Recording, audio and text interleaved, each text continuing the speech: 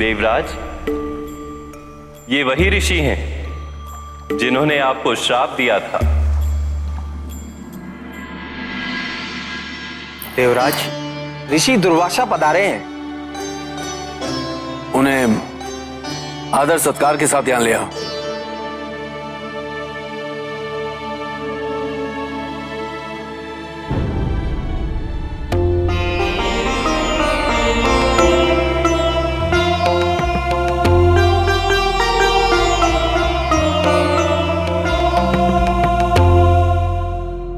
प्रणाम ऋषिवर।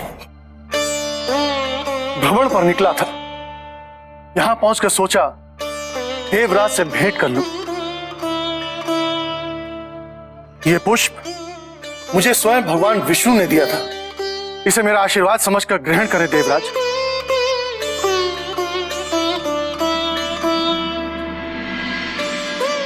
आसन ग्रहण करें ऋषिवर।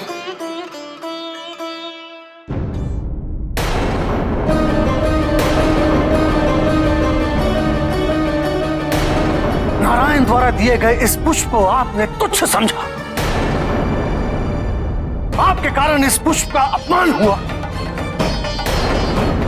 आपको इस कृत्य का दंड अवश्य भुगतना पड़ेगा। मैं आपको श्राप देता हूं। आप अपने गुरुजनों के सानिध्य से वंचित हो जाएंगे। तुम्हें अपना सिंहासन छोड़कर स्वर्ग से पलायन करना होगा। मां लक्ष्मी आपका साथ सदा के लिए छोड़ देंगी और आपका ये वैभव आपसे छीन जाएगा।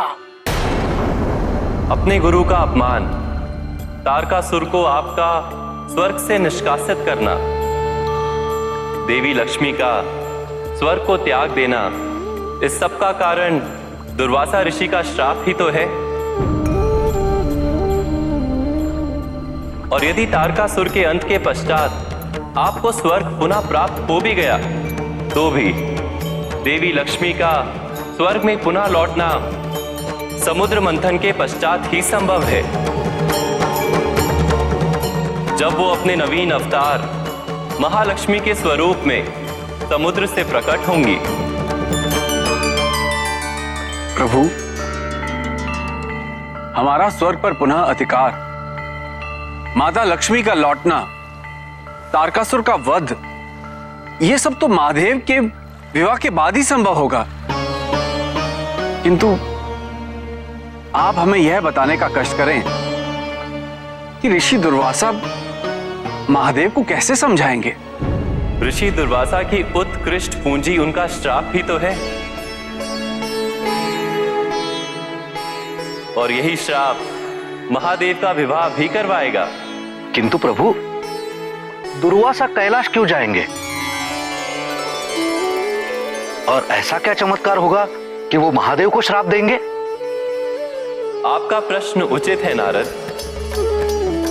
और ये चमत्कार शीघ्र ही होगा। इस कार्य का आरंभ तो देवी पार्वती ने कर ही दिया है, अनुसुईया से कैलाश पर प्रस्थान करने का आग्रह करके। अनुसुईया अपने पुत्र दुर्वासा के साथ कैलाश पर प्रस्थान करने ही वाली होंगी।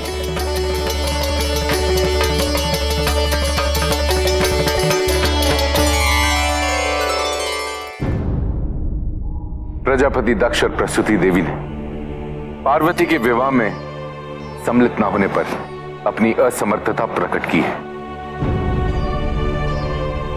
किंतु उन दोनों ने हमारी पार्वती के लिए बहुत प्रेम और आशीर्वाद भेजा है।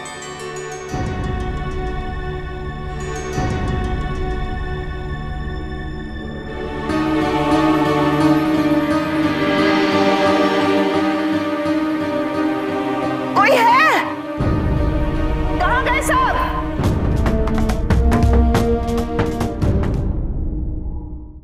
दुर्वासा? दुर्वासा पुत्र, कहाँ हो तुम? मैं यहां हूं माता।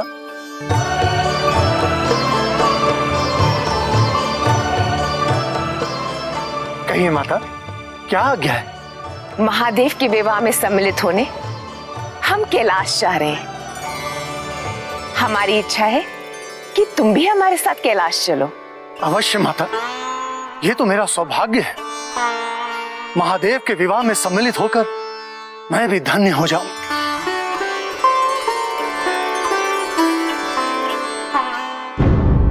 पुत्र, मेरा एक अनुरोध है। कहिए माता।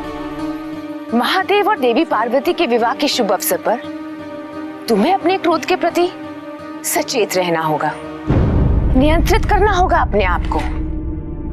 विवाह में ऐसी कई परिस्थितियां उत्पन्न हो सकती हैं जिनसे तुम सम्मत ना हो और वे तुम्हें रास ना आए, किंतु ये मत भूलना कि ये विवाह स्वयं एक सुनियोजित घटनाक्रम का अंश है।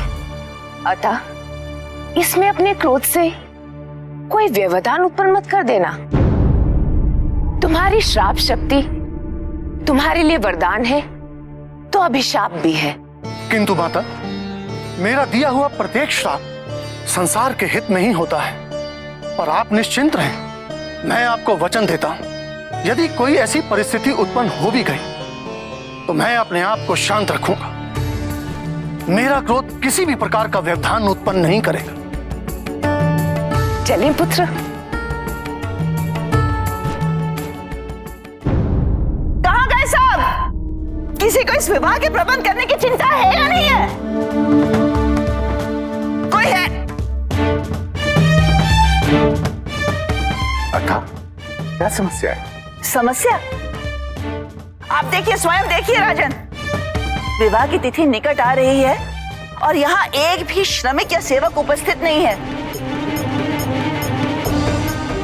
इतने अतिथियों की अंततः आवभगत करेगा कौन? ऐसी अवस्था में ये विवाह संभव होगा भी? मंत्री जी, हमारे सारे सेवक और कर्मचारी हैं कहाँ? महाराज, हमारे समस्त कर्मचारी और सेवक कैलाश चले गए हैं। उनका कहना है कि उन्हें अपने महादेव की वर यात्रा में सम्मिलित होना है।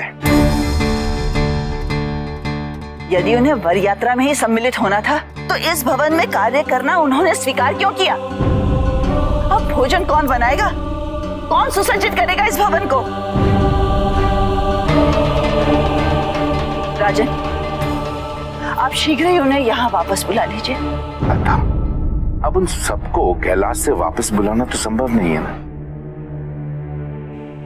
किंतु हम अन्य सेवकों और रसोइयों की व्यवस्था कर लेंगे। महाराज, संपूर्ण राज्य में एक भी कार्मिक उपलब्ध नहीं है। सब के सब कैलाश की ओर प्रस्थान कर चुके हैं। क्या?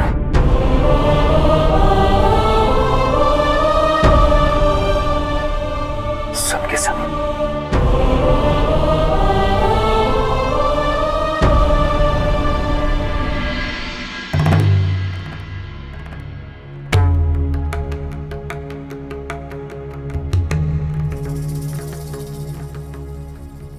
प्रभु,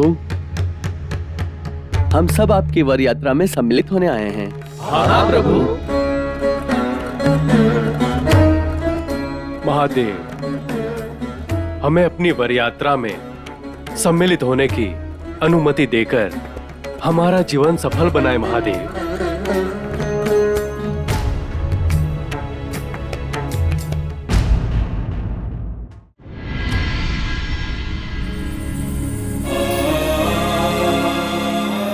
यदि सारे श्रमिक आपकी शरण में कैलाश पर वास करने लगे तो विवाह की तैयारियां कैसे पूर्ण होंगी? मंडप कैसे सुसज्जित होगा और बारात के भोजन की व्यवस्था कैसे होगी? सुन भी रहे हैं या नहीं?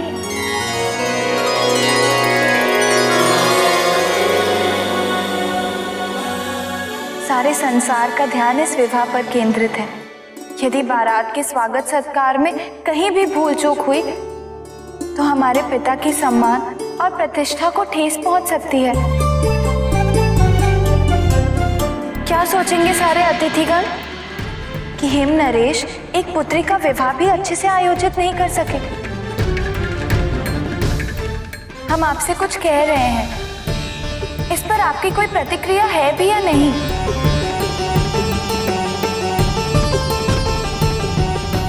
कुछ तो बोलिए।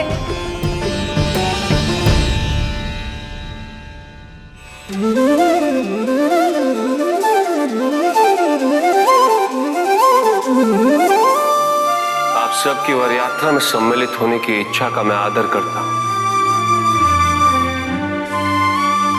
किंतु वर यात्रा की संख्या सीमित रहे यही उचित।